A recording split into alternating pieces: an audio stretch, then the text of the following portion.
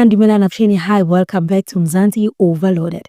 If you're new here, don't forget to hit that subscribe button and turn on those notifications because we are diving deep into all things Uthando Nestembu.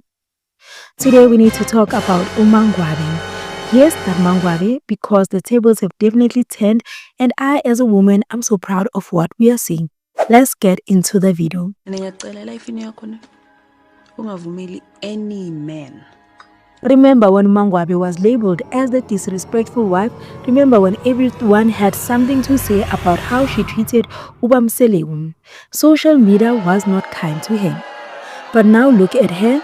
The woman we are seeing today is completely different. She's respectful, she's standing her ground, she's confusing her enemies left, right and center. And honestly, I'm here for it. The fact that Ubamselewu even said Mangwabe loves her shows us there's still hope for this marriage, there's progress happening and we cannot ignore that.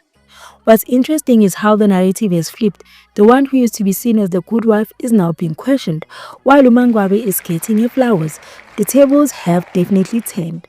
Awuthathi indaba zakamayeni uzise kaMangwabe. Now let's talk about why Umangwabe is still him. She mentioned something very powerful. Magdale's family getting involved in her marriage. Yes, Magdale's family. Not even the Mselewu family, but the other wife's family. They really don't like Mangwabe and wanted her to leave. But you know what Mangwabe said? I stayed to prove them wrong. Yo, that's the energy we're talking about. Think about it. If she had left, they would have been happy. They would have celebrated her departure. But Mangwabe said, not today. She's staying on her terms, not theirs.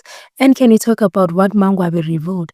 She said her husband was at peace with her leaving the marriage. Yo, that's a sad reality. Your own husband is okay with you walking away. That should tell you something is seriously wrong. Salute to Mangwabe's mom for the support system. Now here's where things get serious. Mangwabe was even blamed for Ubamselewu's sickness by Umselewu. Imagine if something had happened to him. She would have been held responsible for his death. That's how toxic the narrative around her was. This is why we need to talk about how we speak to our partners, especially in polygamous marriages. Words have power, accusations have consequences. I do not advocate for unhealthy marriages, but every marriage has problems. And yes, Mangwabe went into this knowing it's a polygamous setup, different personalities, different dynamics, different family getting involved. Problems are about to happen. But the question is, are we treating each other with respect or are we allowing outside voices to destroy what's inside?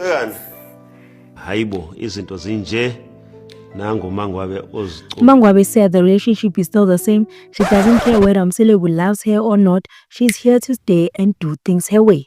That's powerful but also heartbreaking. To be in a marriage where you don't even care if your husband loves you anymore. I'm hoping that this season she continues to change the narrative, that she shows us what a strong woman looks like when she refuses to be broken. Not perfect, but real. And to the Mselewu family and Mayeni, Magdale's family, let people's marriage be. Your involvement is doing more than good. So guys, what do you think? Are you team Mangwabe? Do you think she's handling things the right way?